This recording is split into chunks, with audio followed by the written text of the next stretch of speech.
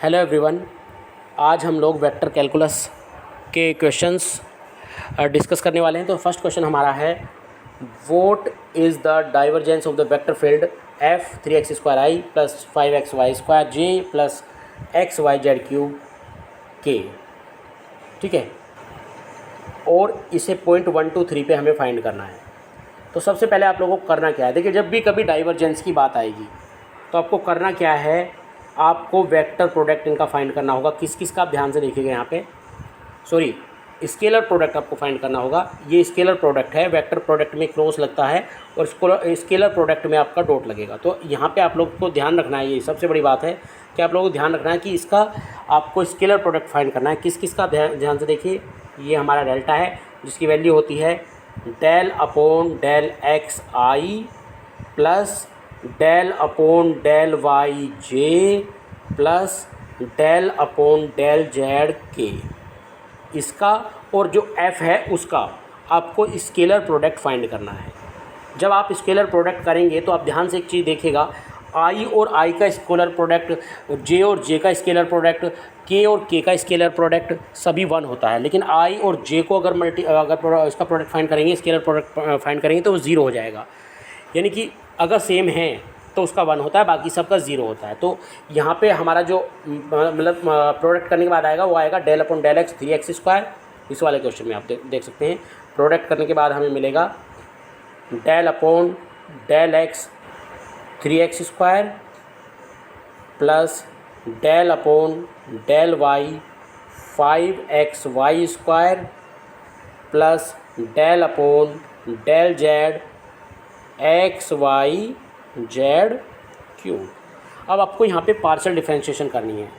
Partial differentiation में क्या होता है कि जिसके रिस्पेक्ट में हम कर रहे हैं वो, उसके अलावा जो बाकी चीज़ें होती हैं वो हमारी कांस्टेंट होती है। तो यहाँ पे हमें 3x² को डिफरेंशिएट करना है x के रिस्पेक्ट में, तो ये हमारा 6x हो जाएगा। तो पहला पार्ट तो हमारा यहाँ पे आ गया, ये 6x, ये वाला पार्ट, ये तो 6x हो गया।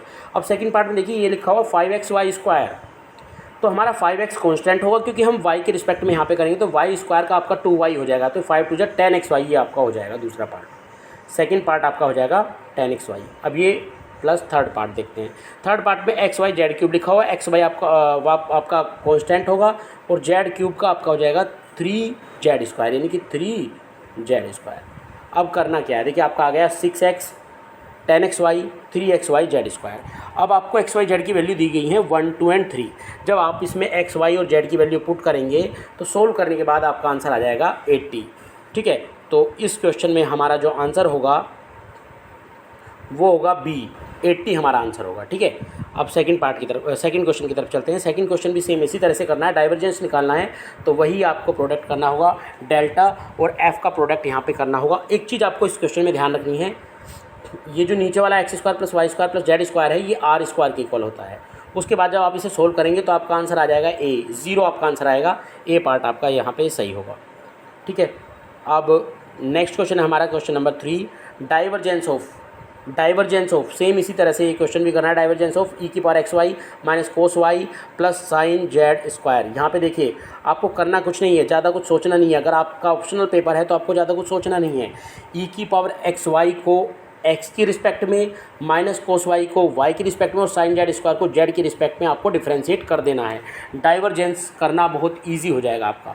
तो जब आप इसे e⁻xy को x की रिस्पेक्ट में डिफ्रेंशिएट करेंगे तो आपका ये हो जाएगा y, क्योंकि y आपका कांस्टेंट होगा, e⁻xy माइनस cos y करोगे तो प्लस का sin y हो जाएगा। और जब क्योंकि y के रिस्पेक्ट में करोगे cos y को, और जब sin z² को z की रिस्पेक्ट में करोगे तो आपका ये हो जाएगा 2 sin z cos z। तो आप लोग देख सकते हैं कि ऑप्शन नंबर डी आपका सही होगा, बिल्कुल सेम टू सेम यही हो आपका मैच करेगा। क्वेश्चन नंबर 4 में आपको कर्ल निकालना है यहाँ पे। तो देखो कर्ल निकालने का जो रूल होता है वो होता है, सबसे ऊपर वाली रो में हम i j और k लिखेंगे। डिटर्मिनेंट हमें यहाँ पे निकालना पड़ेगा। यहाँ पे i j k first row में आएगा।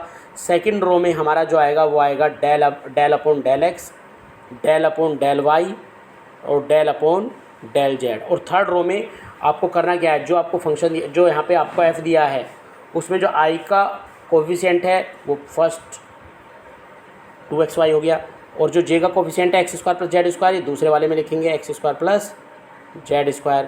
और जो के का कोफिशिएंट है 2z/, वो आप लास्ट वाले में लिखेंगे। ठीक है, उसके बाद आप लोग इसे सोल्व करेंगे। जब आप इसे सोल्व करेंगे तो ये आपका आंसर ये आ जाएगा 0। मैं डायरेक्ट बता रहा हूँ, आप लोगों को कर लेना सोल्व।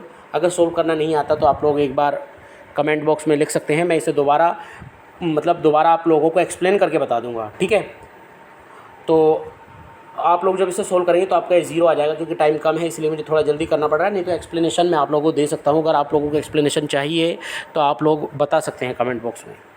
तो यहाँ पे 0 हमारा आ जाएगा। 0 अगर आंसर आता है तो ये हमारा इरोटेशनल हो जाएगा, तो हमारा जो यहाँ पे बी ऑप्शन सही होगा। 5th क्वेश्चन है चूज़ द कर्ल ऑफ। इसका भी आप लोगों को कर्ल निकालना है। जब आप लोग सोल्व करेंगे तो इसी तरह से आपको सोल्व करना है, जैसे मैंने आपको बताया कर्ल वाला पार्ट। जो कर्ल होता है उसमें आपको वेक्टर प्रोडक्ट फाइंड करना होता है, वेक्टर प्रोडक्ट। और वेक्टर प्रोडक्ट के लिए आप लोग करेंगे क्या, वही काम करेंगे आई जे के। पहली लाइन में del upon del x, del upon del y, del upon del z दूसरी रो में, और थर्ड रो में आपको जो आई जे और के कोफिशिएंट है वो रखने हैं। उसके बाद वैल्यू निकालने के बाद में 2, 1 और -2 पुट करने हैं। जो आंसर आएगा वही हमारा मतलब यहाँ पे आंसर होगा। तो ये हमारा आंसर डी आएगा, यहाँ पे ऑप्शन नंबर डी हमारा करेक्ट आंसर होगा। इसमें आप लोग सोल्व करके देखिएगा, आप लोग सोल्व करेंगे तो आपका एक ऑप्शन नंबर डी ही आएगा। ठीक है, नाउ नेक्स्ट क्वेश्चन नंबर 6 है a vector field which has a vanishing divergence is called as. Vanishing divergence का मतलब ये होता है कि जब आप स्केलर प्रोडक्ट निकाल रहे हैं डेल्टा का और एफ का, और वो आपका 0 आ जाए, तो वो फील्ड कैसा होता है, तो वो फील्ड होता है सोलेनोइडल फील्ड। तो ऑप्शन नंबर ए इसमें करेक्ट है हमारा, सोलेनोइडल फील्ड। अब नेक्स्ट क्वेश्चन है 7th question divergence and curl of a vector field are. अब आप लोगों को मैं बता चुका हूँ डाइवर्जेंस में हमें क्या निकालना होता है, स्केलर प्रोडक्ट, और कर्ल में क्या निकालना होता है, वेक्टर प्रोडक्ट। तो हमारा बी ऑप्शन यहाँ पे सही होगा। ठीक है, नेक्स्ट क्वेश्चन हमारा question number 8 a vector field with a vanishing curl is called as. अभी मैंने आप लोगों को थोड़ी देर पहले क्या बताया था, 6th क्वेश्चन में क्या बताया था, वैनिशिंग डाइवर्जेंस बताया था। यहाँ पे वैनिशिंग कर्ल की बात आ रही है, यहाँ यानी कि आपका जो वेक्टर प्रोडक्ट है डेल्टा का और एफ का, वो आपका अगर 0 आ जाए तो ये आपका होता है इरोटेशनल। ऑप्शन नंबर ए यहाँ पे करेक्ट होगा। ठीक है, अब हमारा क्वेश्चन नंबर 9 है the curl of vector field. इस वेक्टर फील्ड का कर्ल पूछा गया है, तो एक क्वेश्चन मैं आप लोगों को एक करके दिखा देता हूँ।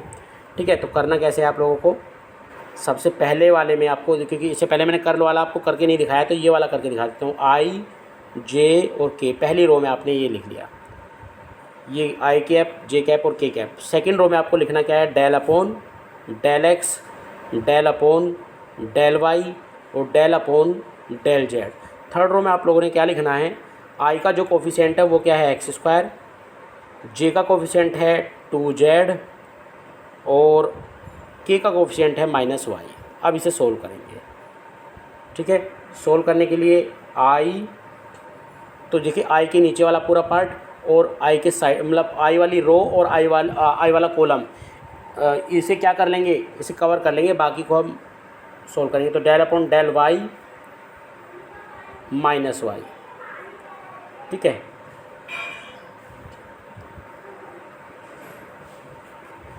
Del upon del y -y minus del upon del z 2z। ये पहला पार्ट हो गया। जैसे पहले पार्ट को सोल्व करेंगे तो ये आपका बाहर आई है, यहाँ पे बाहर में, अंदर में क्या बचेगा आपका, ये -y यहाँ पे है, और y की रिस्पेक्ट में आप इसे डिफ्रेंशिएट करेंगे तो ये हो जाएगा -1। अब del upon del z 2z को आप करेंगे तो ये आ जाएगा आपका -2। तो -2 और -1 हो जाएगा -3, यानी -3i हो जाएगा आपका। पहला पार्ट हो गया -3i। अभी पहला पार्ट मैंने यहाँ पे कराया, ये -3i हो गया। अब दूसरा पार्ट देख लेते हैं, दूसरे पार्ट में देख लेते हैं।